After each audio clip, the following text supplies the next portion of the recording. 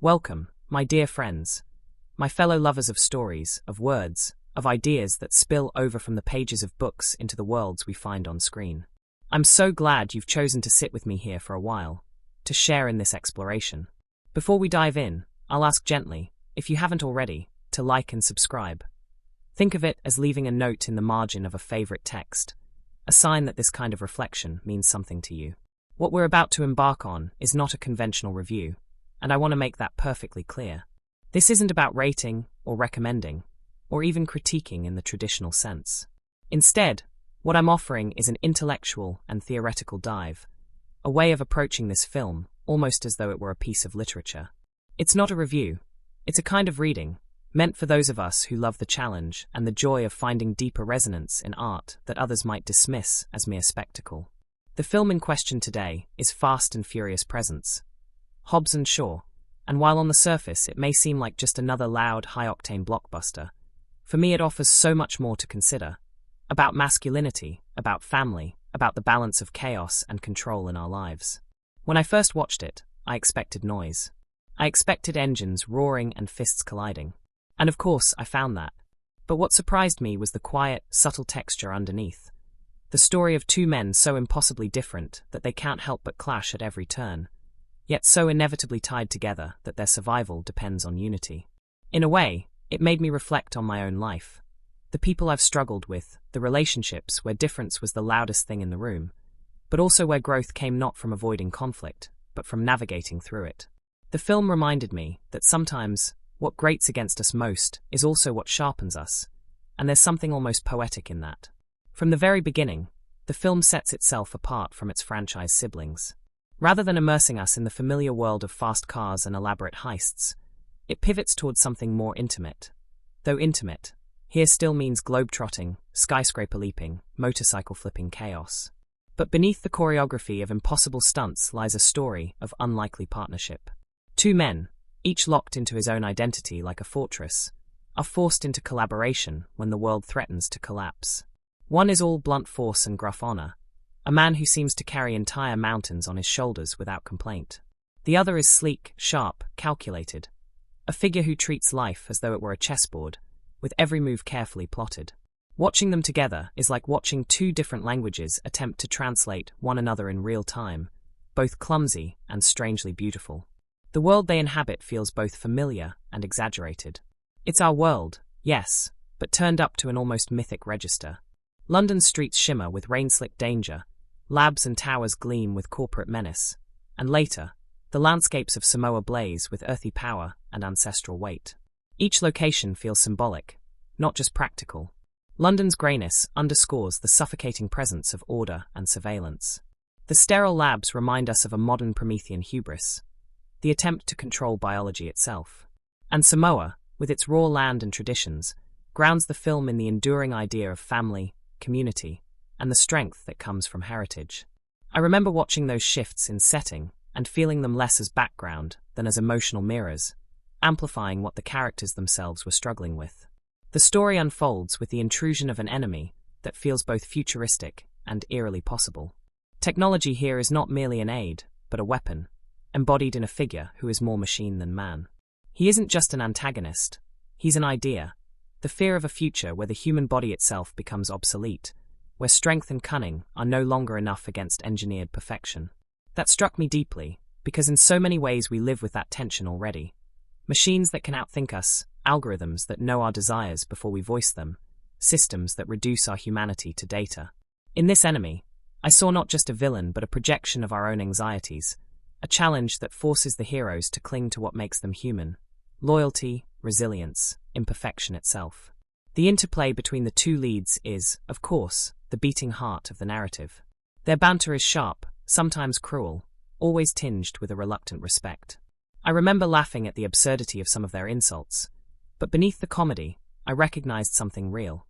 The way we often mask vulnerability with humor, the way rivalry can be a safer way to express connection than confession. There's a scene where they bicker endlessly while surrounded by chaos, and I thought, isn't that just like life? We argue and nitpick even as the world feels like it's crumbling, because it's easier to fight about trivialities than face the magnitude of what we're up against. As the story barrels forward, the stakes expand. What begins as a mission rooted in stopping a viral weapon becomes something larger. A meditation on trust, on blood versus choice, on the possibility of reconciliation in a fractured world. The virus itself feels allegorical, a reminder of the unseen forces, whether political, technological, or emotional, that can spread through our lives and destabilize everything we thought secure. I found myself thinking less about the plausibility of the plot, which, if we're honest, isn't meant to be measured by realism, and more about what it symbolized. The characters aren't just fighting a biological threat. They're fighting despair, division, and the seductive pull of power unmoored from morality. The narrative's most stirring moments come not from the explosions or the chases, but from the quiet revelations. Family bonds resurfacing, sacrifices made, grudges softened. When the story shifts to a more ancestral setting, it becomes almost mythological in tone. The confrontation ceases to be just about survival and transforms into a ritual of return, a reclaiming of roots and identity. Watching those scenes, I felt a swell of something beyond entertainment, an echo of the way stories remind us that in the end, we are never just individuals, but threads in a larger tapestry of family and history. It's easy to forget that in our daily lives, caught up in the frantic rush of survival and ambition. But here, in this improbable blockbuster, that truth finds its way back to us. And yes, there are twists. There are betrayals and revelations, surprises tucked into the narrative like sparks waiting for oxygen. Some are predictable in the way myths often are. You know that certain arcs must bend toward reconciliation, that enemies must sometimes reveal their hidden humanity. But even when I saw them coming, I didn't mind. There is comfort in inevitability, in the way certain stories unfold like rituals we've known all along. And then there were other twists that jolted me, reminding me that even in formula, there is room for surprise. By the end, I found myself less concerned with the plausibility of what I had watched and more grateful for the resonance it left me with. It reminded me that stories don't always need to be subtle to be meaningful, that even bombast and bravado can carry kernels of truth. Beneath the roar of engines and the clash of fists, there was an old, timeless story, about difference finding harmony, about family chosen and inherited, about the fragile strength of being human in a world that often seems determined to strip humanity away. For me, this film connected to something personal. I thought about my own family, about conflicts that once felt insurmountable but softened over time. I thought about friends with whom I've shared more arguments than agreements, yet whose presence in my life has been essential. And I thought about the balance we all try to strike, between pride and vulnerability, between independence and connection. Somehow, in its wild, impossible way, this film captured all of that. So, while on the surface it may appear as a pulsing, muscle-bound spectacle, what I experienced was something closer to a parable dressed in action. A parable about stubbornness, about the absurdity of rivalry, about the surprising beauty of unity when it finally, painfully, arrives. And I suppose that's why I wanted to share this reflection with you. Because beneath the noise, there is poetry. Beneath the spectacle, there is substance.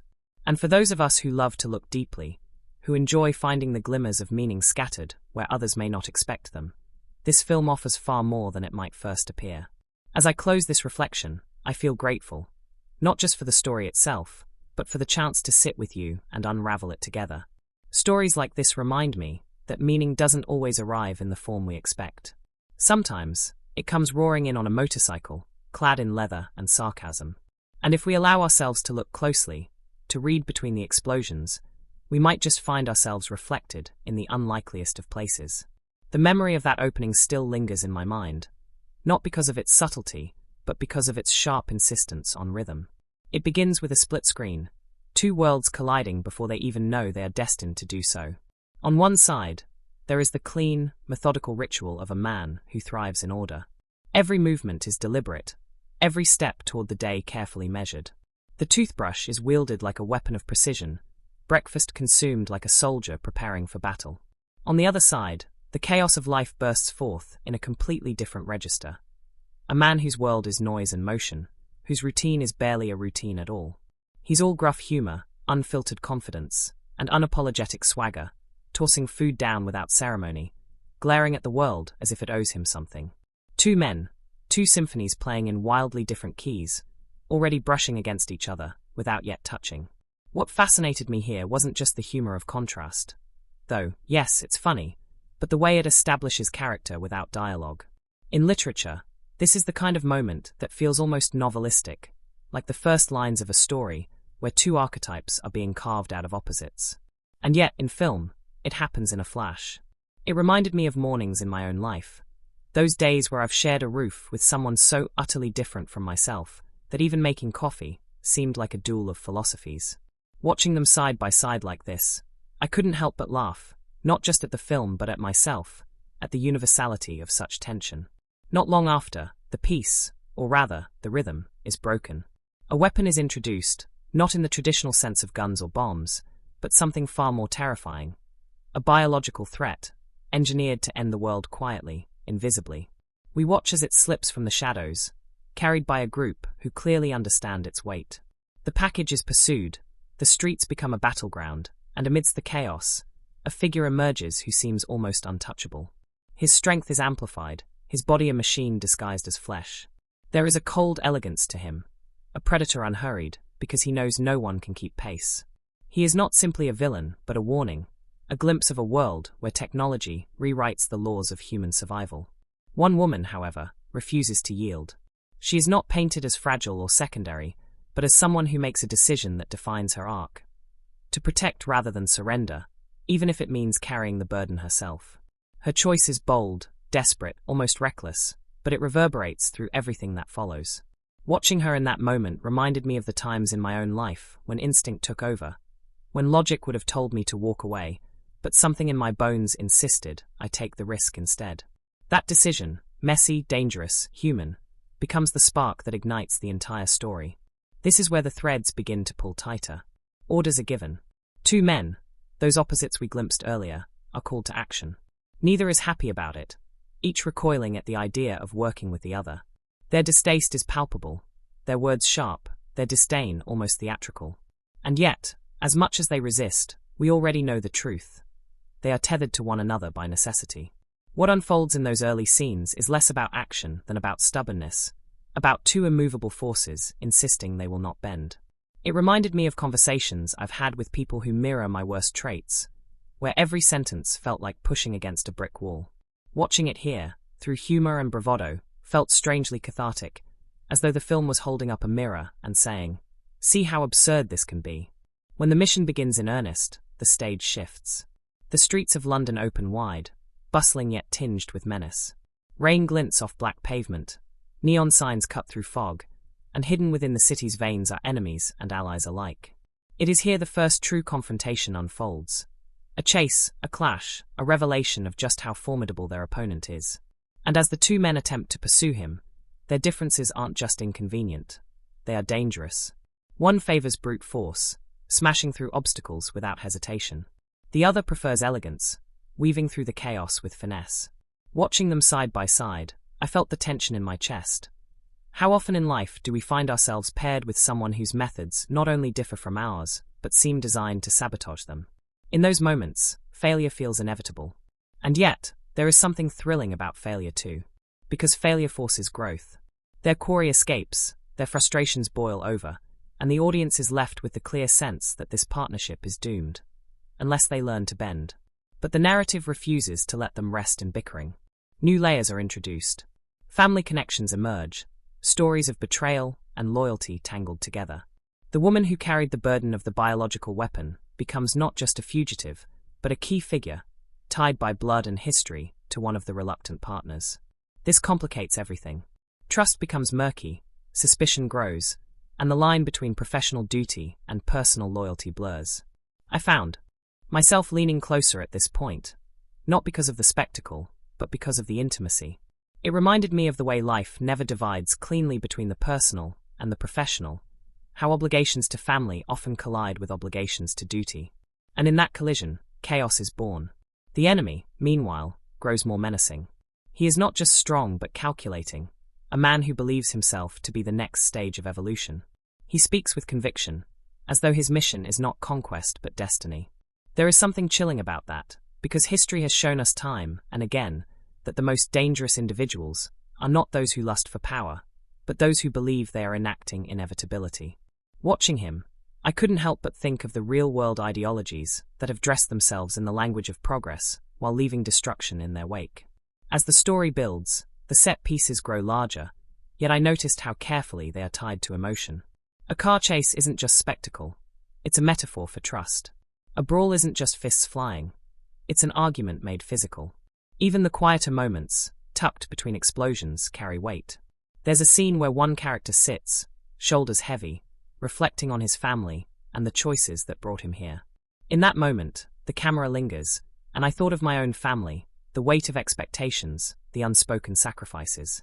It's easy to forget in the rush of action films that these quieter beats are often what make the noise matter.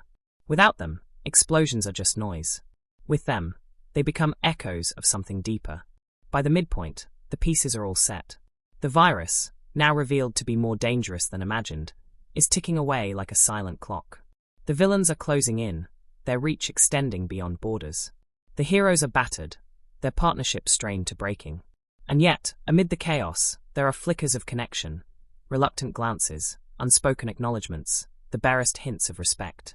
It feels inevitable, in the way myths often do, that the very things keeping them apart will be what ultimately binds them. And as the world expands, so too does the sense of inevitability. The settings shift, the action heightens, but underneath it all, the theme remains constant.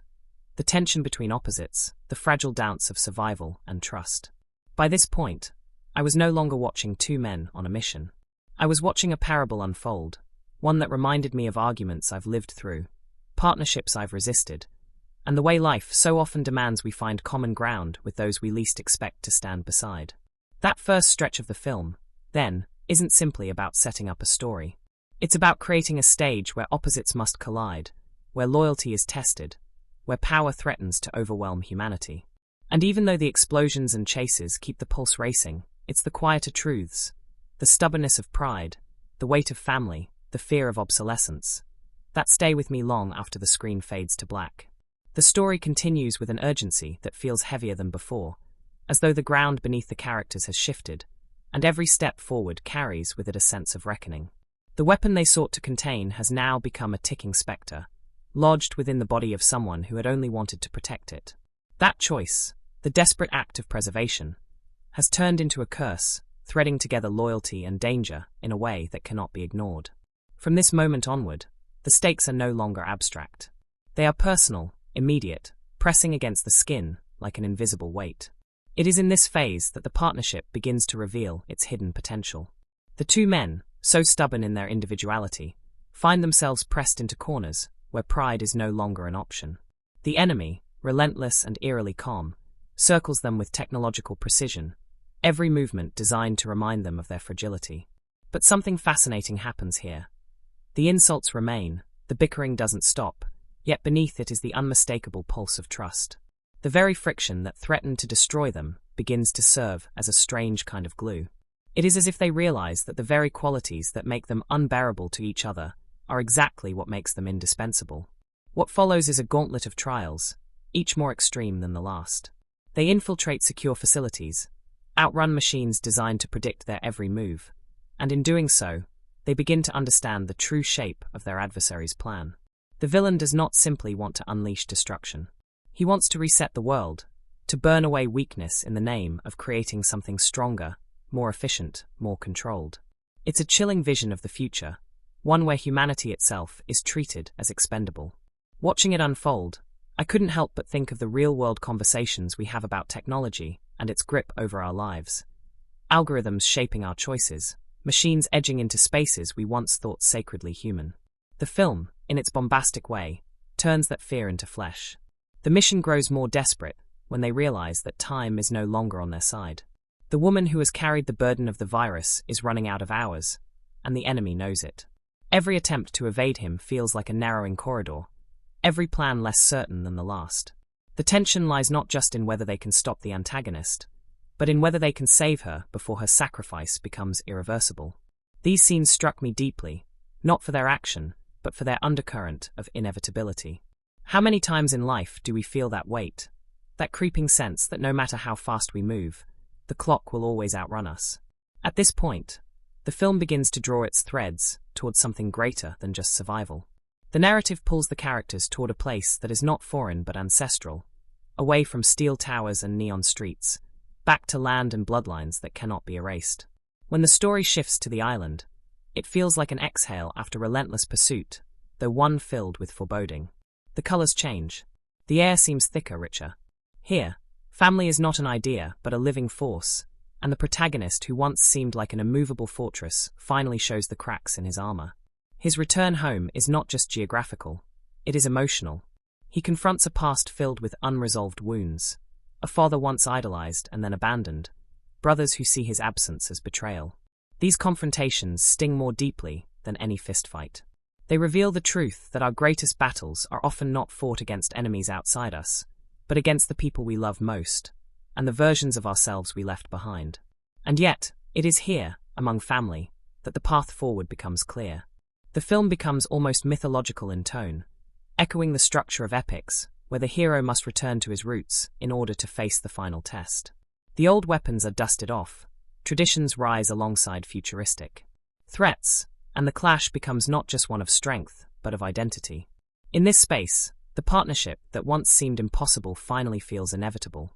Pride gives way to unity, and the two men who could hardly stand each other now stand as brothers in arms. The transformation is subtle yet profound, and I found myself smiling at its familiarity. Isn't it true that the people we resist most fiercely often end up becoming part of our story, in ways we could never have predicted? The climax is both thunderous and intimate. On one hand, it delivers what we expect: grand battles, impossible stunts, explosions painted across the canvas of the sky. On the other, it narrows in on the simplest truth: no one survives alone. In the final confrontation with the machine-like adversary, this truth is laid bare.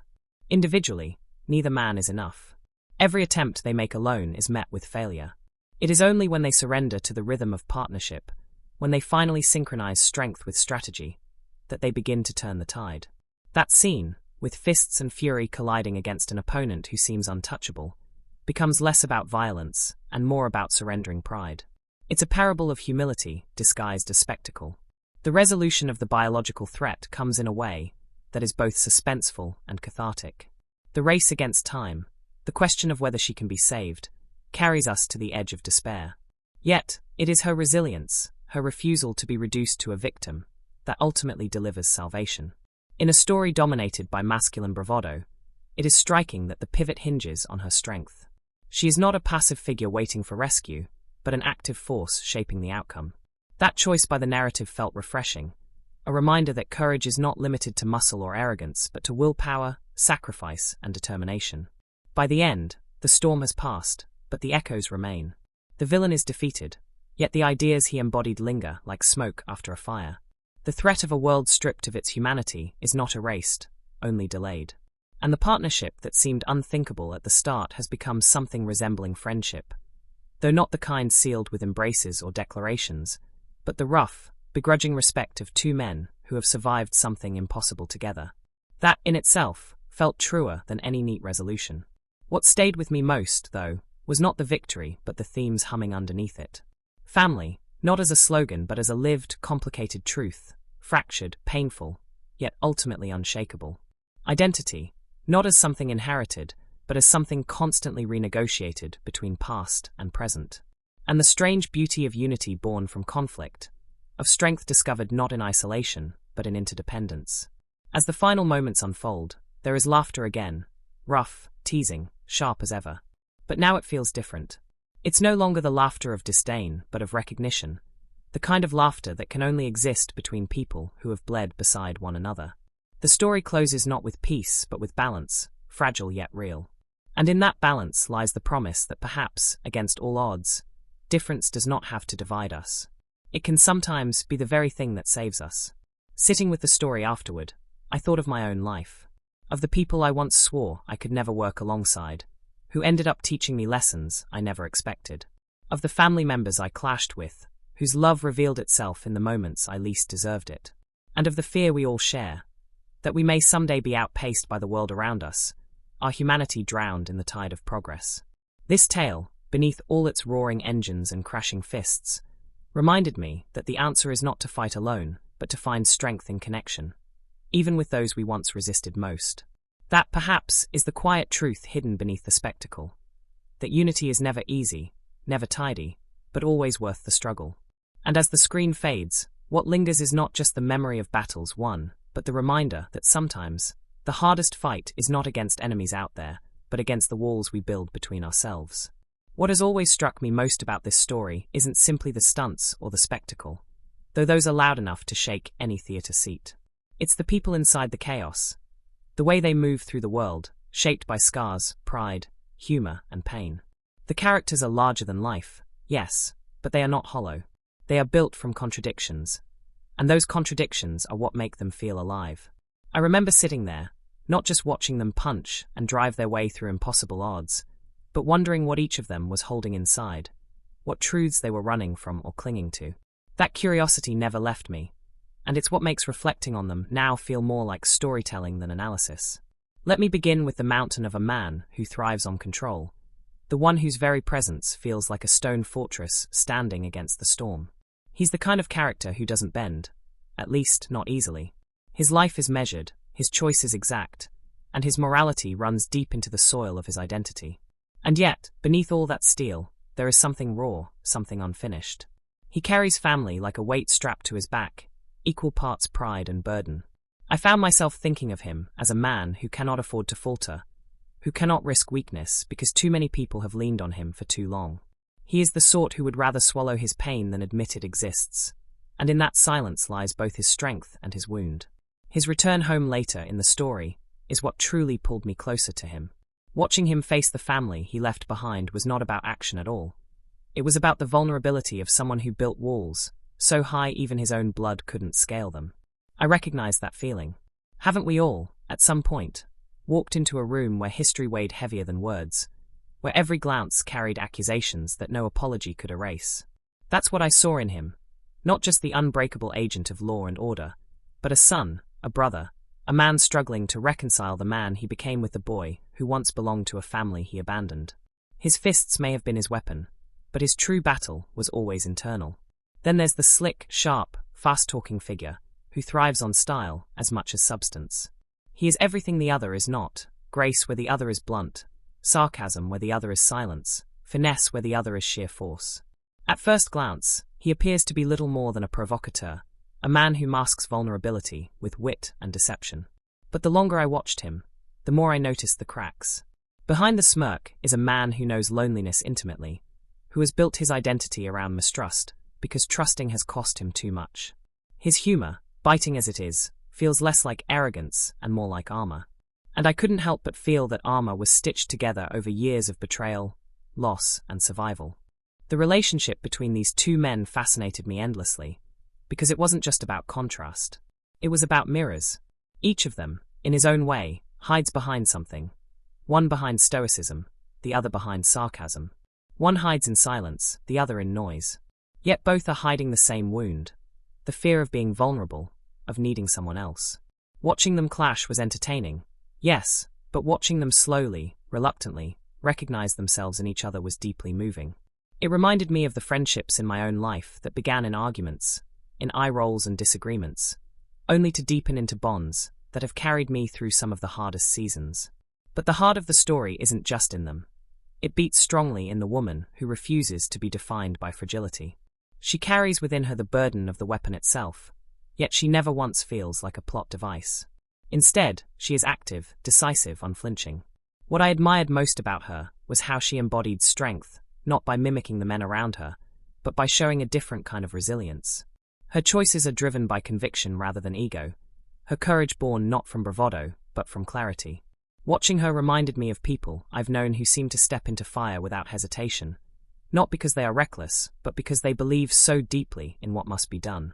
She became, for me, the moral compass of the narrative, the one whose actions carried the weight of sacrifice without drowning in spectacle. Her connection to one of the men complicates everything, of course. Blood ties thread through their relationship, turning loyalty into something more tangled and more dangerous. That bond pulled me in, because it reminded me of how messy family always is. We tell ourselves it's simple, that love is enough, but in reality it's layered with resentment, with history, with the ache of what could have been. Watching the way she stood between trust and suspicion, between duty and love, I saw echoes of real-life dilemmas. Those moments where the people closest to us become the very ones we doubt the most. And then there is the antagonist, who fascinated me in a completely different way. He is not merely a villain, but an embodiment of fear, the fear of obsolescence. His body is more machine than man, his words heavy with conviction that evolution has left humanity behind. He is terrifying not because he is evil for evil's sake, but because he believes he is right. That kind of certainty is chilling. I watched him and thought about history's great mistakes, the leaders who justified cruelty in the name of progress, who cloaked destruction in the language of inevitability. What makes him compelling is not just his physical dominance, but his philosophy, that humanity, in its flawed, fragile state, deserves to be replaced. He doesn't just want to win. He wants to erase. And yet, as I watched him, I felt something else too, pity. Because beneath the power, beneath the augmentation, is a man who gave up his humanity for the promise of being unbreakable. But in doing so, he lost the very thing that makes humanity worth saving: connection, vulnerability, imperfection. He became a ghost of what we fear the most, a future where we are no longer needed. The supporting figures in the story also breathe life into this tapestry. The family members back on the island, with their simmering resentment and buried love, reveal the complexity of what it means to belong. The brothers who see betrayal instead of sacrifice, the elders who demand respect even when they feel forgotten. Each of them adds weight to the protagonist's arc. I was particularly moved by how these dynamics weren't resolved neatly, but messily, with grudges that don't vanish overnight. That felt real. In my own family, forgiveness has never been clean or immediate. It has been slow, jagged, always carrying scars. Seeing that reflected here gave the story a surprising depth amid all its noise. Even the smaller players, the scientists, the allies met along the way, served as reminders of the world's fragility. Some were cowardly, some brave, some selfish, some generous.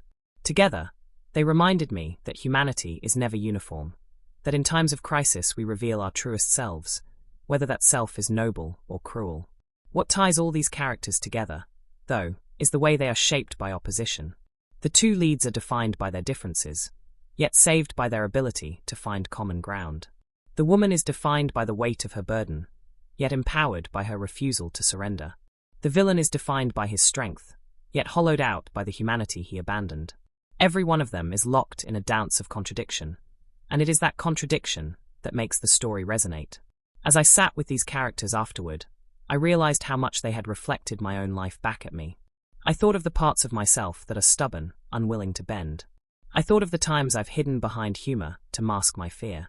I thought of the people I've loved who carried burdens without complaint, and of the fears I've held about being replaced, forgotten, outpaced by a world moving faster than I can follow. These characters, for all their exaggeration, felt like mirrors. And perhaps that's why they lingered in my mind long after the explosions faded. What makes them memorable isn't just their strength or their spectacle. It's their humanity, messy, flawed, contradictory, vulnerable humanity.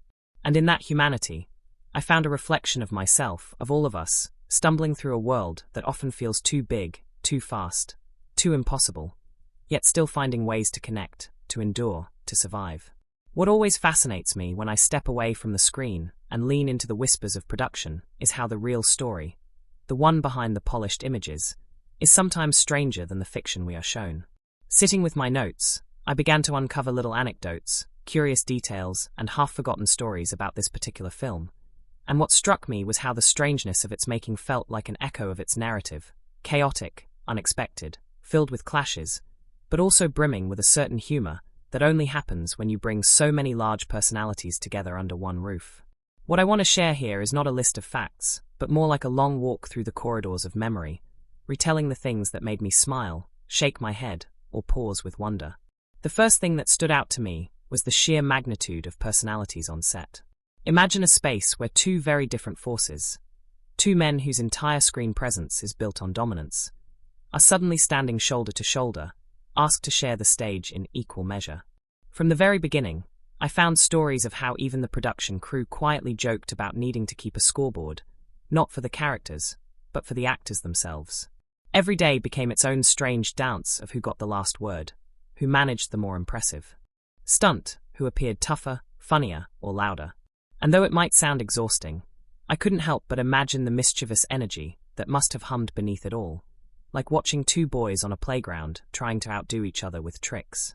One anecdote that stuck with me was how their contracts reportedly contained meticulous clauses about fight sequences. It wasn't just about who threw the punch. It was about how many punches landed, how many were blocked, and how much damage each character could show afterward. I sat with that for a long while, marveling at the sheer strangeness of measuring masculinity by a tally of bruises and scratches. It felt almost Shakespearean, in its own absurd way, like a modern reimagining of old feuds where honor was calculated in wounds and victories. What must it have felt like for the stunt coordinators, constantly calculating balance, not just for choreography, but for ego?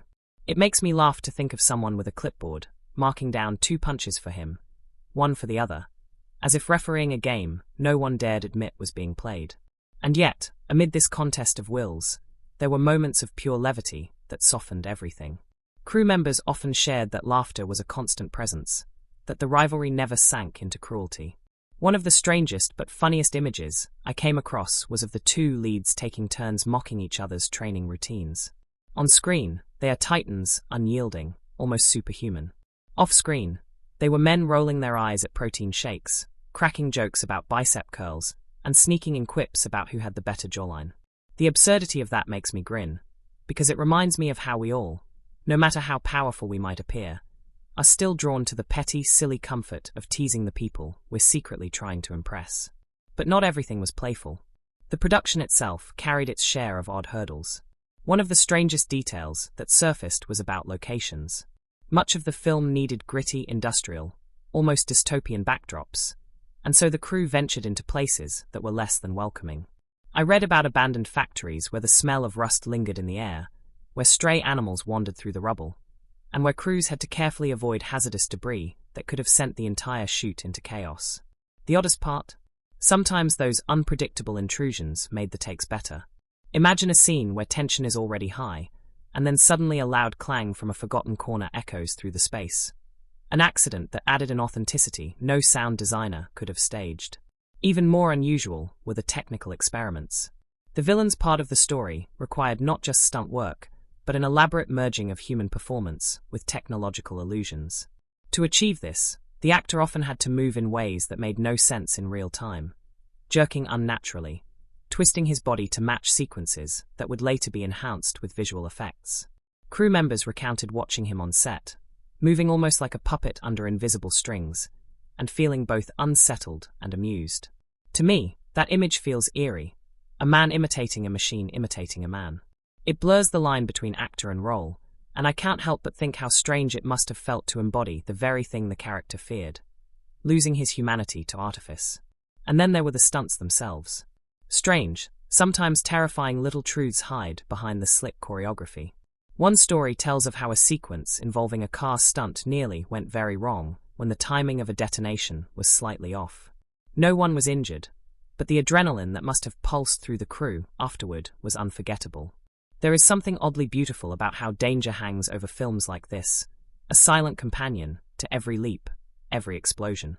Knowing that, as polished as it looks, chaos lurked just behind the curtain, makes me watch the scenes differently now. I can't help but notice the sharpness in their eyes, the way bodies move just a little faster than choreography might demand, as if instinct is always reminding them that even pretend danger can cross the line into real. The trivia, too, has its charm. Did you know that one of the actors had a habit of rewriting his lines on the spot, adding in quips or insults that were never in the script? At first, this drove the writers mad, but eventually, it became part of the process. The directors even encouraged it, realizing that the spontaneous remarks often carried more bite, more rhythm, more authenticity than anything penned in a quiet office. That strangeness, that willingness to let chaos spill into the text, gave the film its pulse. When I think about it, it feels like a reminder that art thrives not in control, but in surrender, in letting go enough to let accidents bloom into brilliance. There's also a story about a prop, a small object, not meant to carry weight, that somehow became a recurring joke among the crew. It was a coffee cup, plain and unremarkable, yet it appeared in shot after shot, always hidden, always out of focus. No one outside the production would ever notice, but within the crew it became a game, a secret signature they carried through the film. I love that. There is something deeply human about leaving little inside jokes scattered across work, reminders that art, no matter how massive or corporate, is still shaped by people who want to laugh, to play, to claim it as their own. But perhaps the strangest fact of all lies not in the production itself, but in the reception. Long after the cameras stopped rolling, when the movie was released to the world, viewers and critics alike found themselves debating not just the story, but the energy between the two leads. Some praised it as electric, others criticized it as forced, and still others saw in it a strange parody of masculinity itself. What fascinates me is that, in many ways, this divided response mirrors the divided production. Half rivalry, half camaraderie, always teetering between conflict and cohesion. The strangeness of the set seeped into the final product, and in that way, the film became a reflection of its own making. As I think back on all these little stories, contracts that counted punches, industrial ruins doubling as stages, an actor moving like a machine, a coffee cup hiding in plain sight, I realize how much more alive the film feels when you know what pulsed beneath it. For me, these strange facts don't diminish the spectacle. They deepen it. They remind me that movies are never clean illusions. They are messy, human endeavors, stitched together with rivalry, danger, laughter, and accidents. And perhaps that is what makes them endure. Not their perfection, but their imperfections, the strange truths hidden behind the curtain that somehow make the magic on screen feel even more real. What I always find remarkable when revisiting this film is not simply the roar of engines or the choreography of fists, though those are impressive in their own right, but how the story reveals itself through events that feel both exaggerated and strangely intimate.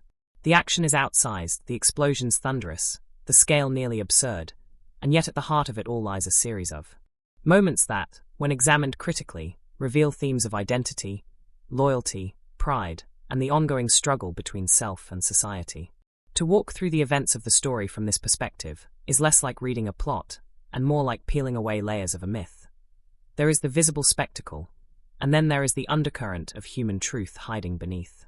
The opening sequences, with their parallel rhythms, introduce us not to a world, but to two men. We see them in separate environments, yet what connects these images is the way they are framed. One moves through his morning in a silence that feels ritualistic, while the other fills his space with noise, charm, and defiance. These moments are not merely character introductions, they are thematic foreshadowing. By splitting the screen between stoic control and chaotic wit, the film invites us to meditate on the question of duality. What happens when two radically different energies collide, and how can two opposing forces find common ground? In literary terms, it is almost like opening a dialogue between Apollo and Dionysus, between order and abandon. The narrative here sets up a conversation about masculinity and rivalry that continues through every later scene. When the inciting incident arrives, the theft of the deadly technology, the event functions on multiple levels. On the surface, it's the typical call to adventure. Something has been stolen, a villain is rising, the world is in danger. But critically, what fascinates me is how the event operates as a catalyst not just for action, but for reluctant cooperation. The theft isn't simply a plot device. It's an excuse for institutions to force two men together who would never willingly share the same oxygen. From a narrative analysis standpoint, this isn't about the object stolen at all. It's about the friction that follows, the forced partnership that drives the film's energy. The theft is a mirror, reminding us that often what we chase externally is far less important than the transformation it demands internally. The first true meeting of the two leads in that interrogation room is one of the film's most significant events, though not because of violence or spectacle. It's a battle of words, a volley of insults and glares, an almost theatrical display of disdain. What I found compelling when I first watched it, and even more so in reflection, is how it operates like a compressed play. The space is enclosed, the props minimal, and the dialogue carries the weight of performance. We are essentially watching two men audition their egos for each other, desperately trying not to be the first to blink. From a critical lens, this moment resonates as commentary on the construction of identity.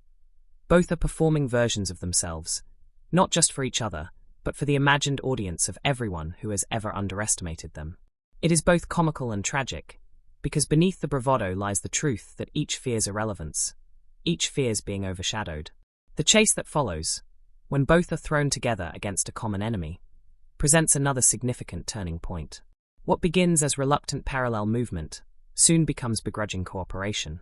And here lies an interesting thematic resonance. The choreography of the chase mimics the choreography of relationships. At first they stumble, collide, resist one another. Gradually, however, necessity forces rhythm. The strange truth of human bonds is reflected here. We rarely choose harmony, but we stumble into it when survival demands it. The scene works not just as spectacle, but as metaphor, echoing the way opposites often find balance not in peace, but in the chaos of shared danger. The introduction of the sister shifts the narrative's emotional terrain in profound ways. Her presence complicates everything, because she represents both personal history and present stakes.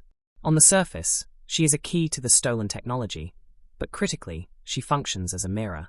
To her brother, she embodies the unresolved tension of family, loyalty fractured by betrayal, love tangled with resentment. To the stoic partner, she represents the fragility of trust, because suddenly their mission is not abstract. It is tied to blood, to emotion, to something he cannot simply muscle through. What struck me most was how her entrance reoriented the energy. No longer was this a battle of egos. It became a story about what we owe to family, about how personal bonds complicate public duty. From a critical perspective, her role underscores one of the film's core themes: the inescapable gravity of kinship, even when it threatens to destroy us. The villain's unveiling deepens this thematic undercurrent. His very body, fused with machinery, is an allegory for what happens when one rejects vulnerability altogether. He has abandoned the fragility of flesh, the softness of humanity, in pursuit of unyielding power. And what makes his presence significant isn't just his threat to the world, but his role as a distorted reflection of the protagonists. He is, in essence, what both men could become if they surrender entirely to pride. A man who no longer feels, who no longer needs anyone, who has cut himself free from the web of human connection in exchange for invincibility. From a critical perspective, his character transforms the conflict from an external chase into an internal question. Do we preserve our humanity, or do we sacrifice it for control? One of the most striking events, emotionally speaking, occurs when the trio flees into hiding and must confront each other not as adversaries, but as uneasy allies. Around those quieter moments, in borrowed safe houses and dimly lit spaces, the story takes a breath. And it is in these pauses that the true battles occur. Here, the insults soften into confessions, the mockery masks grudging respect, and the woman's calm conviction threads them together. These moments remind us that even in a film built on speed and force, intimacy is what gives it resonance. It's not the explosions we carry with us afterward, but the memory of two stubborn men slowly learning to share space without tearing each other apart. The journey back to one man's homeland is, in my view, one of the film's most thematically rich events. It's not just a change of scenery, it's a confrontation with past sins, with the family abandoned, with the culture left behind. Watching him walk back into that world, braced against resentment, felt to me like watching the archetypal heroes return. The prodigal son, yes, but also the exile seeking forgiveness. Thematically, this moment resonates as a meditation on belonging. No matter how far we run, the past waits. The anger of brothers, the disappointment of elders, the complicated love of kin. All these elements converge into a storm of identity that no amount of physical strength can easily weather. What lingers here is not just the spectacle of a different setting, but the emotional weight of returning home. The final confrontation, of course, is significant not just for its scale, but for its resolution of themes. When the two men fight together at last, not as reluctant partners, but as allies, their unity transforms the narrative. The punches, the explosions, the weapons, all of it is less important than the symbolism of cooperation. In critical terms, the climax functions as a reconciliation of opposites. Order and chaos, silence and noise, muscle and wit merged. The villain falls not because of brute strength or clever tricks alone, but because unity triumphs where division could not.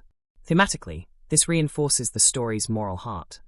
No individual, no matter how powerful, survives in isolation. Humanity's strength lies not in perfection, but in the messy, reluctant, necessary act of working together. Even the resolution, with its quieter coda, carries resonance. The lingering tension between siblings, the unspoken truce between rivals, the promise of unfinished business. All these elements resist the neat bow of closure. And I find that significant. By leaving threads untied, the film acknowledges the truth that human relationships are rarely clean, rarely resolved in a single victory. Conflict lingers, love complicates, pride resurfaces. In this sense, the story remains alive beyond its final frame, echoing in the unresolved questions it leaves us to ponder. From a critical perspective, the film's events are less about plot than about pattern. Each significant moment, whether a chase, a fight, or a quiet exchange, returns us to the same questions. How do we reconcile difference? How do we face the past without being devoured by it? How do we preserve our humanity in the face of forces that demand we abandon it? These are not questions answered with fists or fireballs. They are questions woven into the fabric of human existence. And that, I think, is why the film endures in my memory. Not for its explosions, though they were grand. Not for its stunts, though they were impressive. But for the way it smuggled into its spectacle a conversation about pride, loyalty, family, and humanity's strange dance with vulnerability. Beneath the noise, there is something tender. A reminder that even the strongest among us are still searching for connection, still stumbling toward the fragile act of trust. There is a certain magic in watching a movie unfold on screen. The roar of engines, the crack of fists, the sudden stillness when two characters glare at one another as though the world might split open if either of them blinks. But what always fascinates me even more is stepping behind that curtain, into the world where lights, cameras, contracts, tempers, and laughter swirl together in an alchemy as chaotic and unpredictable as the story itself. With this film, the tales from its making are sometimes so unusual, so oddly human, that they almost outshine the narrative we were given. To walk through its production is to wander through a carnival of egos, accidents, jokes, frustrations, and triumphs, and somehow, all of it stitched itself together into the glossy spectacle we came to know. From the very beginning, the project carried an energy of both ambition and caution. Think about it. Taking two established characters from a larger universe and giving them their own playground was not a small gamble. The studio was careful, almost calculating, in its decisions. They didn't just want a spin-off, they wanted a statement. The question became, how do you take two men whose entire identities rest on dominance and rivalry and place them side by side without either being eclipsed? That was the puzzle the filmmakers faced even before a camera rolled. And it shaped everything that followed, from script revisions to stunt choreography to the very rhythm of editing. One of the strangest truths about this process was the almost mathematical precision that governed fight scenes. Contracts reportedly contained clauses that dictated not just how often each man could be hit, but how badly each could appear hurt. It wasn't enough for the punches to look real. They had to be balanced, as if someone backstage was keeping score. Imagine a stunt coordinator with a clipboard marking down 3 hits for him, 2 for the other, even it out next scene. It sounds absurd, but it was real. And in a way, it feels like a perfect reflection of the characters themselves. Prideful, unwilling to concede, locked in an endless duel of image. I can't help but smile at the thought of lawyers sitting across a table, negotiating bruises like currency. The actors themselves leaned into this rivalry, but not without humor. Crew members spoke of constant teasing, of jokes thrown back and forth like soft punches between takes. On screen, they glare and scowl. Off screen, they sometimes collapsed into laughter, mocking one another's routines, diets, and even walk cycles. There's a story about how one would deliberately mimic the other's stride during downtime, exaggerating every motion until the entire crew was laughing. What struck me most about this was the humanity of it. Beneath the towering egos and larger-than-life personas were simply two men, as competitive and playful as brothers locked in an endless game. The filming process itself was not without its quirks. Many of the set pieces demanded environments that were far from comfortable. Industrial ruins, abandoned warehouses, and unfamiliar cityscapes became playgrounds for chaos. But the strangeness of filming in such locations is that life refuses to pause just because Hollywood has rolled in. There are stories of stray animals wandering onto set mid-take, of nearby construction noise ruining carefully staged moments, of local residents stopping to watch and unintentionally becoming part of the background. Some of these interruptions were nuisances, but some added a spark of authenticity that couldn't be planned. I imagine those moments as little accidents that slipped through the cracks, unnoticed by audiences, but deeply felt by the people who were there. And then, of course, there were the stunts. Every action film is built on a foundation of risk, but this one seemed particularly eager to flirt with chaos. One sequence involving vehicles and timed detonations nearly went sideways when a delay in the explosives almost caught a stunt driver off guard. No one was harmed, but the fear that rippled across the crew lingered long after. What fascinated me, though, was how the people involved responded. Instead of collapsing into blame, They treated it as a reminder of the razor-thin line they walked every day. There's something oddly poetic in that. The beauty of spectacle depends on the willingness of real people to face real danger, again and again, all so that the audience might gasp in a darkened theater. Beyond the stunts and locations, what I found most interesting were the smaller, almost hidden stories. One actor developed a habit of rewriting his lines on set, adding in quips and insults that hadn't been scripted. At first, this frustrated the writers, who had spent months crafting dialogue. But eventually, everyone realized that the improvisation was adding texture, rhythm, and authenticity. Those little unscripted moments often became the lines audiences remembered most. To me, this reveals something profound about filmmaking. It is not a rigid art, but a living one. No matter how carefully planned, the best work often emerges from spontaneity, from surrendering to the unexpected. Even props carried their share of quirks. There was, for example, a running joke about a coffee cup that kept appearing in shots, hidden just enough to avoid notice, yet placed there intentionally by mischievous crew members. It became a game, a secret signature threaded through the film, a wink to those who knew. These little inside jokes always warm me, because they remind me that films, no matter how massive or corporate, are made by human beings who crave play, who leave fingerprints of mischief on the grand canvas of spectacle. The villain's portrayal also carried its own strangeness. To embody a character enhanced by technology, the actor often had to move unnaturally, jerking and twisting in ways that looked bizarre in real time. Crew members reportedly found themselves unsettled watching him, almost as though he had become something not quite human. I find that image powerful. A man pretending to be a machine pretending to be a man. In a way, the performance itself became a meta-commentary on the story's themes, blurring the line between flesh and artifice even during production. But not all stories are amusing.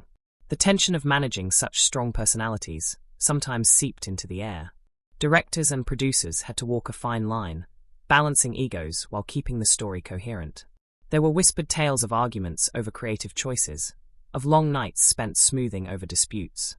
And yet, out of that tension came energy. In many ways, the friction behind the camera mirrored the friction in front of it. The movie feels alive because it was born of conflict, not harmony. That, to me, is one of the strangest and most beautiful truths of filmmaking. Sometimes art thrives not because of unity, but because of discord. As I sat with these anecdotes, I began to realize that the film is as much about its making as it is about its story. Each fun fact, each behind-the-scenes struggle or joke, adds a layer to its identity. When I think of the car chases now, I also think of the crew member nervously watching the countdown on an explosive. When I recall the witty insults, I imagine the laughter that followed after the camera's cut. When I see the villain's mechanical stride, I remember the actor contorting his body into something uncanny under fluorescent lights. Knowing these details makes the final product feel less like an illusion and more like a tapestry, woven from ego, humor, accident, and determination. And perhaps that is what I love most about learning the strange facts of film production. It reveals the human fingerprints beneath the gloss. The contracts that counted bruises, the coffee cup hidden in plain sight, the unplanned improvisations, the dangerous near misses. All of it whispers of the fragile, messy, unpredictable humanity that creates the art we take for granted. Watching the movie now, I no longer see only a story of fists and explosions. I see the invisible world behind it, the laughter and fear, the rivalries and reconciliations, the moments of chaos that shape the spectacle. What lingers in my mind long after the thunder of explosions and the crack of fists has faded is not always the plot or even the characters, but the landscapes that held them, the textures of light and shadow that gave their movements meaning. Settings are more than just places. They are characters of their own, carrying memory, weight, and tone. In this film, the settings do not simply contain the action. They amplify it, push it forward, color it with mood, and sometimes even contradict it.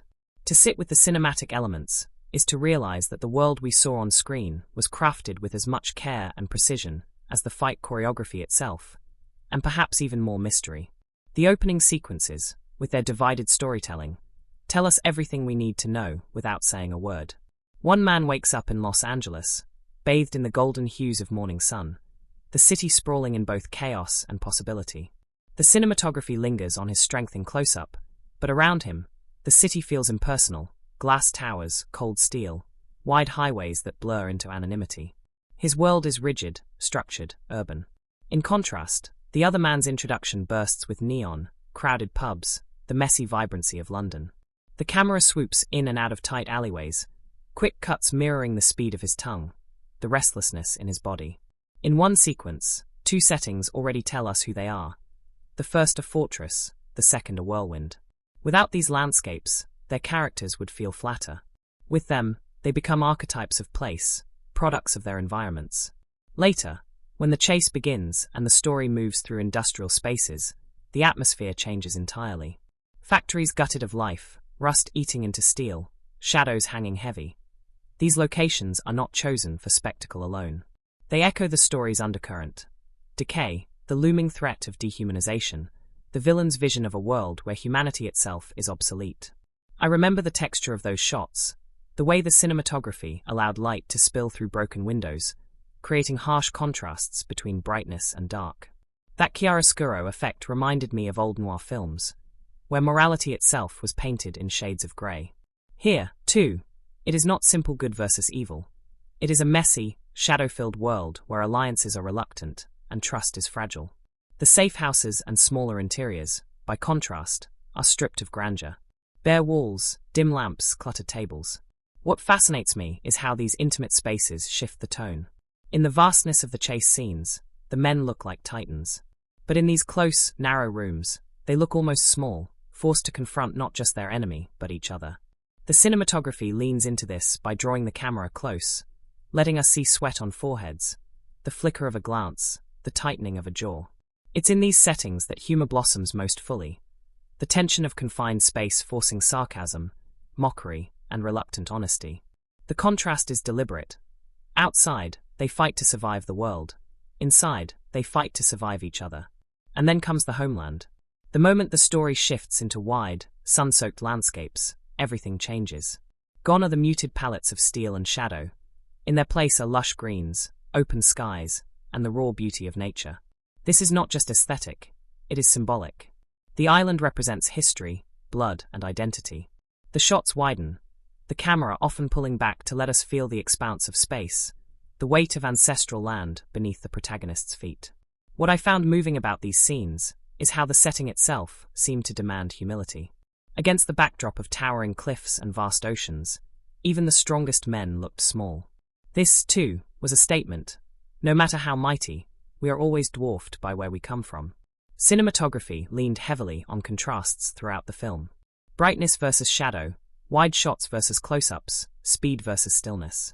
In moments of action, the camera cut quickly, often handheld, making us feel the chaos, the breathless urgency of survival. But in moments of reflection, especially when family dynamics came into play, the camera lingered, slower, steadier, as though allowing us to sit with discomfort. I think of the way the camera held on the protagonist's face as he re-entered his family home, the flicker of resentment in his brothers. Eyes caught not in dialogue, but in silence, in framing. This is the kind of visual storytelling that speaks louder than words. Even the use of color struck me as deliberate. The urban settings leaned cold, steel grays, sharp whites, neon blues, evoking sterility and impersonality.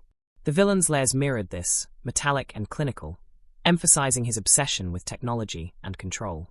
In contrast, the island pulsed with warmth, greens, browns, the glow of firelight. It was a return to earth, to roots, to humanity. Watching the shift in palette felt like watching the story itself shift from machine to man, from ego to community. Sound design, too, worked hand in hand with setting.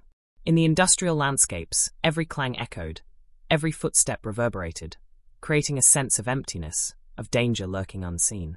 In the pubs and crowded city streets, sound was layered, overlapping conversations and music, amplifying the chaos of one character's life.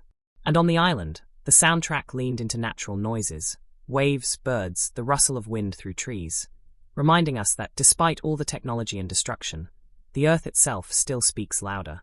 This layering of sound with place made each environment feel alive, not just backdrops but breathing organisms.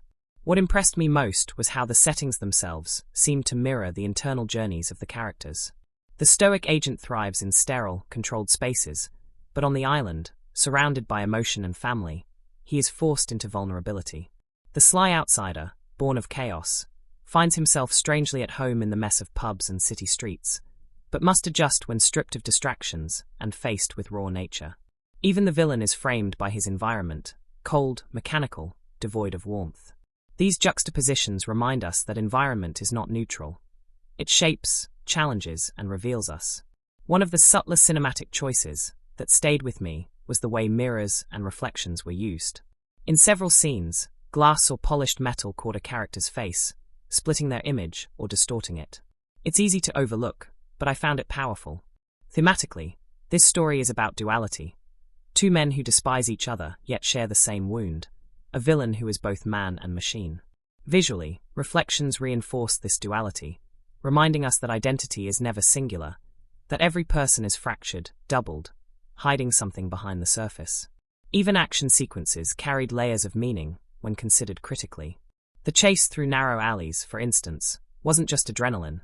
It was claustrophobia, the physical manifestation of two men refusing to share space. The wide battles on the island weren't just spectacle. They were about expansion, about breaking free from the constraints of ego and stepping into something larger, something communal. Cinematography doesn't just record movement. It interprets it, translates it into metaphor. And yet, amid all these deliberate choices, accidents sometimes shaped beauty. A stray beam of sunlight breaking through clouds during a confrontation, a gust of wind catching loose fabric at just the right moment. These serendipities gave the settings a kind of grace no one could have scripted. It's in those accidents that I am reminded filmmaking is not just control, but also surrender, allowing the world itself to leave fingerprints on the art. Looking back, I realized that what gave the film its atmosphere was not the spectacle alone, but the interplay between place and people. The sterile cityscapes told us about isolation. The gritty factories reminded us of decay. The close safe houses forced intimacy. The lush island demanded humility. Cinematography stitched these environments together, balancing chaos and stillness, shadow and light, until the world on screen felt less like fiction and more like myth. And perhaps that is why the film continues to linger in my memory. Not for the stunts, though they were impressive. Not for the one-liners, though some were sharp. But for the way place itself became a character. For the way cities, ruins, and islands shaped the story as much as fists and weapons did. Watching it was like watching a conversation between people and their environments, between humanity and the spaces it inhabits, between chaos and control. When I think about the making of this film, what captivates me most is not just the explosions, the roaring engines, or the dazzling fight choreography we all saw on screen, but the quieter, stranger, and sometimes hilarious truths of what went on behind the curtain. There's always something oddly comforting in realizing that, beneath the surface of a giant blockbuster production, with its staggering budgets and globe-trotting locations, there are still moments of human awkwardness, improvisation, and laughter, the very things that make any creative project feel alive. And when you start to piece together these behind-the-scenes threads, you discover a story just as fascinating as the one we were given in the theater. One of the first things that always comes to my mind when reflecting on this film's production is how enormous the scale really was. Imagine entire city blocks closed off, streets in both London and Glasgow transformed into sets for the high-octane sequences, helicopters buzzing overhead, while dozens of stunt coordinators choreographed complex moves down below. It almost seems impossible that so many moving parts could come together without total chaos, and yet somehow they did. But even within that enormous machinery, there were these small, funny moments. Actors breaking character because of a forgotten line, someone accidentally tripping during an intense scene, or a car stunt rehearsed again, and again not because of safety, but because the camera caught a bystander in the distance with a phone raised, trying to sneak their own behind-the-scenes footage. The camaraderie between the two leading men was something everyone talked about, both in interviews and whispered accounts from crew members. On screen, their banter and rivalry carried the film, but off-screen, that chemistry came from constant teasing, small competitions, and endless improvisation. Between takes, they were said to challenge each other to push-up contests, or argue mock-seriously about whose entrance into a room should look cooler. There's a sort of childlike energy in that kind of interaction, and it bled into their performances. Crew members often joked that half the film's dialogue could have been replaced by their off-screen arguments, and no one would have noticed a difference. That natural flow is what gave the film its texture, its sense of fun. Of course, a production this massive wasn't all games. There were genuine challenges that tested both the cast and crew. The scheduling itself was a nightmare. coordinating international shoots in multiple countries, dealing with weather that refused to cooperate, and managing the physical toll on actors who insisted on performing many of their own stunts. One particularly difficult sequence involved an elaborate chase scene across narrow streets, filled with vehicles, explosions, and a fight spilling into and out of moving cars. On paper, it looked cinematic. In practice, it required weeks of preparation, dozens of rehearsals, and a handful of unplanned delays when minor accidents occurred. Thankfully, no one was seriously hurt, but it highlighted just how precarious large-scale action filmmaking can be. I always find it fascinating how much of what we see on screen is the result of persistence rather than perfection. There's a story of one of the lead actors repeatedly struggling with a stunt where he had to leap onto a moving truck.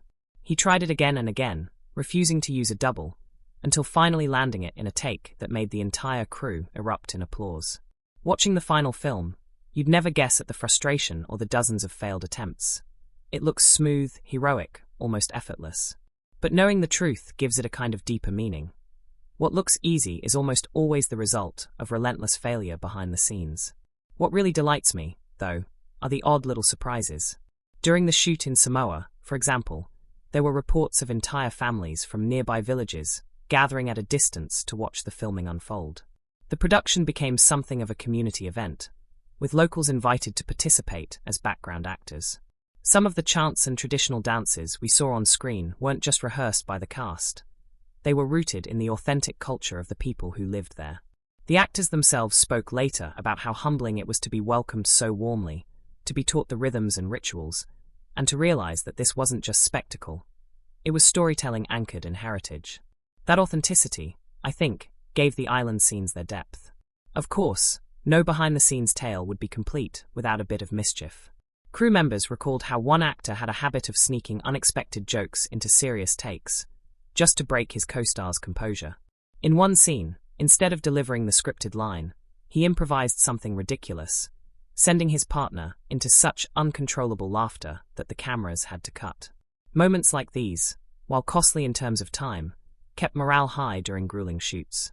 They also reminded everyone that even in a blockbuster loaded with responsibility, it was still okay to laugh, to let go, to remember the joy of play. Filming also required careful workarounds. There were sequences set in exotic locations that were, in truth, shot on meticulously designed sets.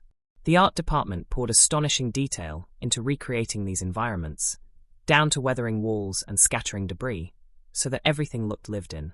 Watching it later, you'd swear it was filmed on location. But it was all crafted magic, the kind of illusion cinema thrives on.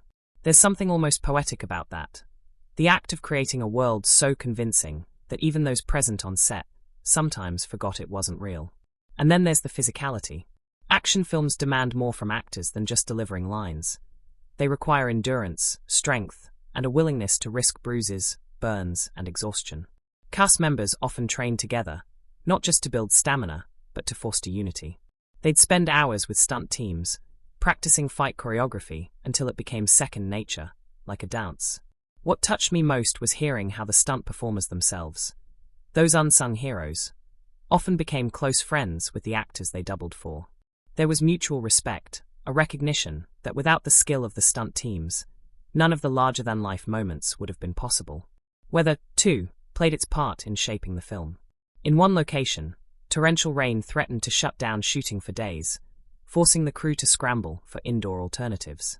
But instead of letting it ruin the plan, the director decided to adapt, incorporating the rain into the atmosphere of the scene.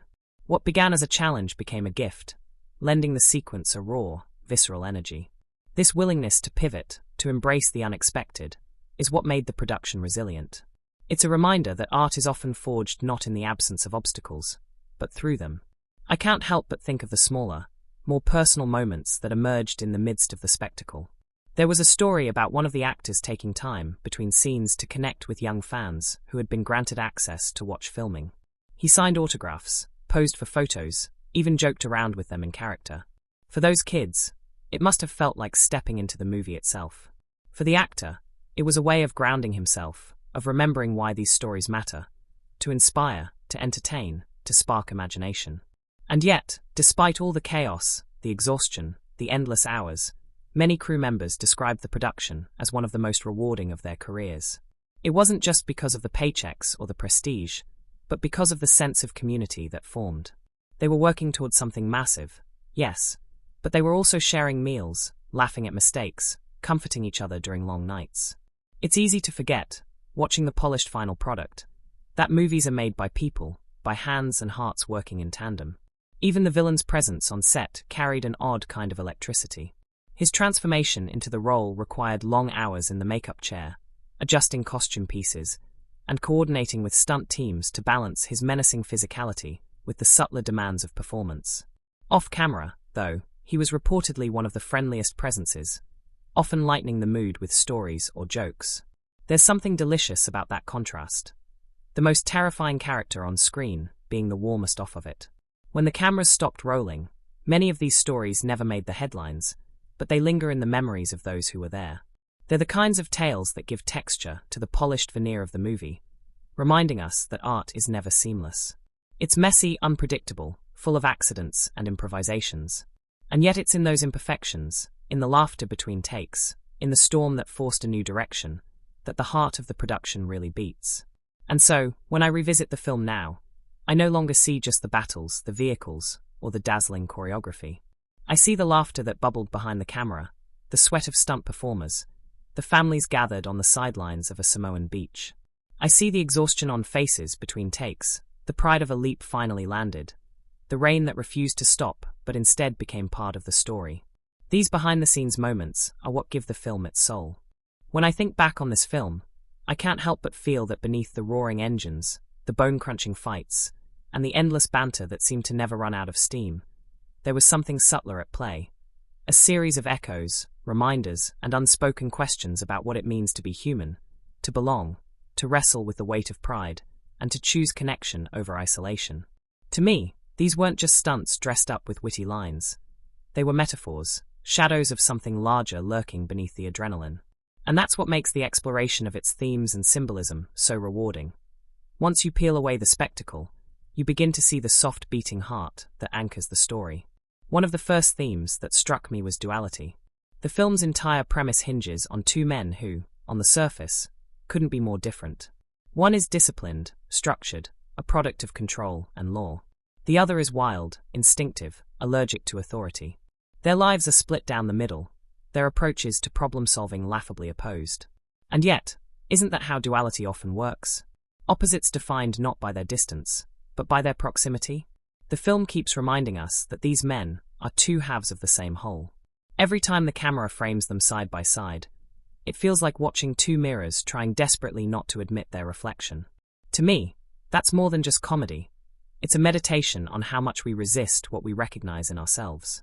This duality carries through the imagery as well. London's cold steel and neon, buzz contrasts with Samoa's warmth and open skies. The villain's sterile, metallic layers clash with the earthy textures of ancestral land. Even in cinematography, there is constant tension. Wide, expansive shots paired with claustrophobic interiors, moments of blinding brightness offset by sudden plunges into shadow. It's as though the film is whispering, the world is always split, control versus chaos, tradition versus progress, isolation versus belonging. That rhythm of contrasts isn't just a stylistic flourish, it mirrors the character's own struggles. And then there's the theme of family. It's impossible to ignore how deeply the story insists on it, weaving it through dialogue, setting, and even the choreography of battles. The hardened lawman insists he needs no one, yet he's defined by his role as a father, the tattoo of responsibility inked across his choices. The quick-talking outsider scoffs at trust, yet every barb he throws is secretly a shield for the brother he can't quite reach. The villain, curiously, is stripped of family altogether, rebuilt into something inhuman, and it is precisely that absence, the emptiness of belonging, that drives his vision of the world. Family isn't just a subplot here, it's the battlefield. The push and pull of blood, of connection, of legacy, is what underpins the film's loudest explosions. Symbolism lingers most powerfully in the island sequences.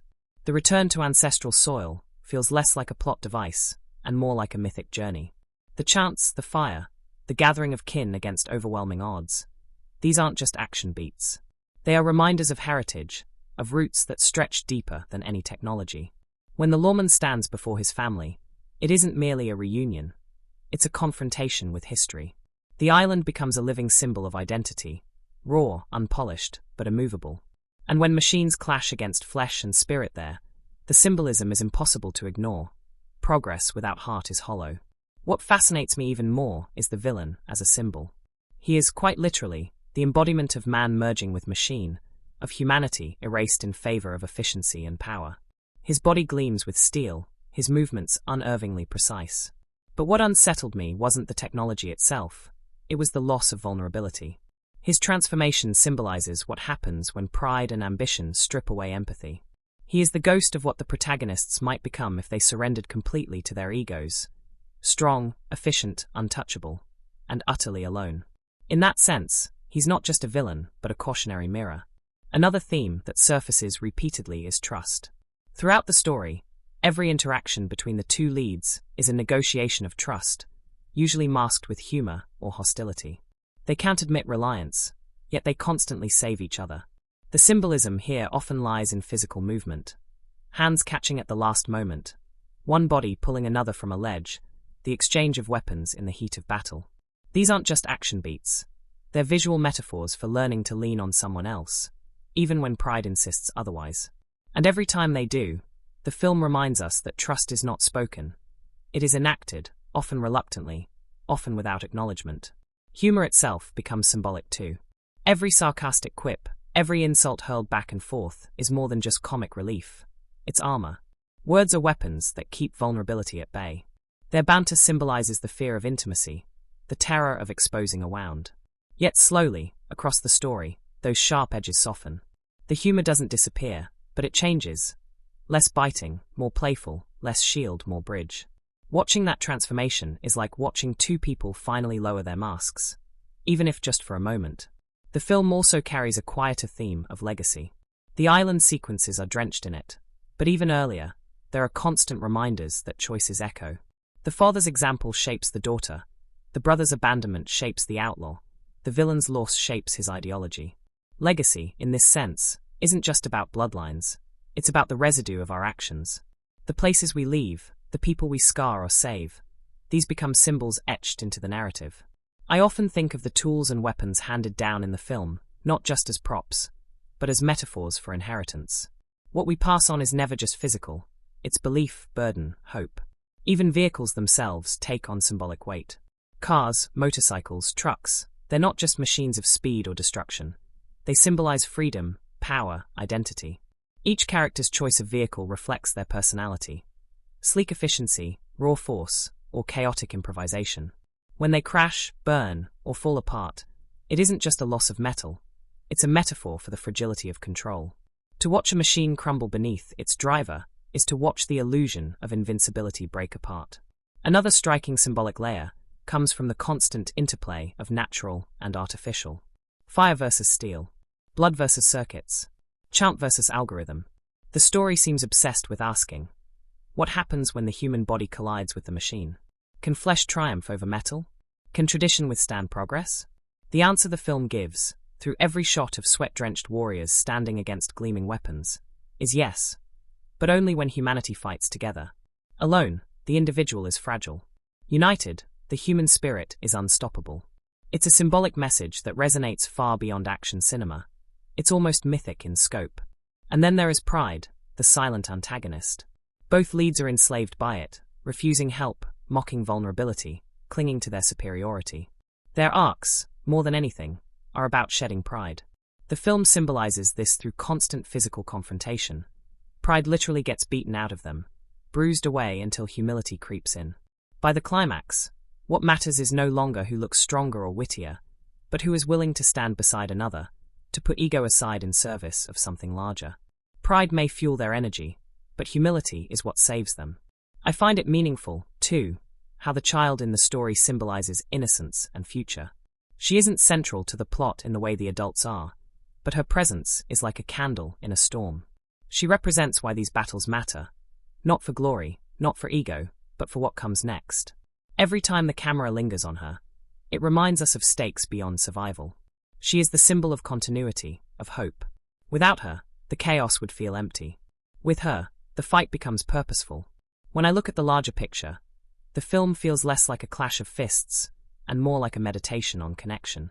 Duality, family, trust, legacy, pride. These aren't isolated themes. They interweave, forming a tapestry of symbols that turn action into allegory. It's why, despite the humor and the spectacle, the story resonates emotionally. Beneath the fireworks lies a question as old as storytelling itself. What does it mean to be human, to stand side by side with another, to fight not alone but together? And that, to me, is why I return to it. Not for the stunts, though they impress me every time, but for the way symbols whisper beneath the noise. For the way pride cracks, family heals, trust grows, and duality resolves into reluctant unity. The film's themes and symbols remind me that even the loudest stories can carry quiet truths, that even in a storm of explosions, there can be something tender, a heartbeat, a reminder